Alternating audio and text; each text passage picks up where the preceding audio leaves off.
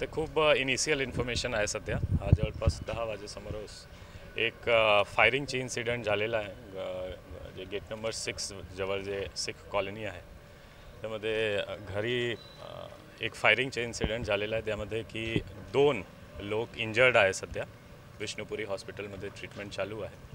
आणि हा firing motive काय आहे, किती लोक इन्व्हॉल्व होता ते आता थोडा खूप प्रिलिमिनरी स्टेजवर आहे. पण एक फायरिंगची इन्सिडेंट झालेला आहे. पिस्टलवरून फायर झालेला आहे असा प्रथम दृष्ट्या दिसतो. किती राऊंड फायर आहे? राऊंडची आता संख्या म्हणू शकणार नाही. त्यासाठी आमचे फॉरेन्सिकची टीम, बॅलिस्टिकची टीम आणि डॉक्टर्सचे सुद्धा रिपोर्ट यावर डिपेंड करणार किती राऊंड फायर झालेला आहे.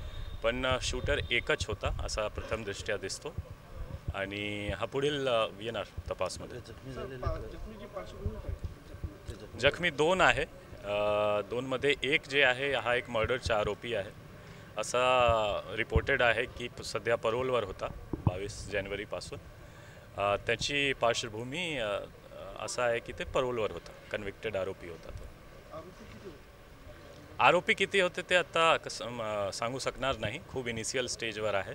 किती लोक इन्व्हॉल्व आहे, फायरर किती होता, हा सर्व पुढे तपासमध्ये समोर येणार.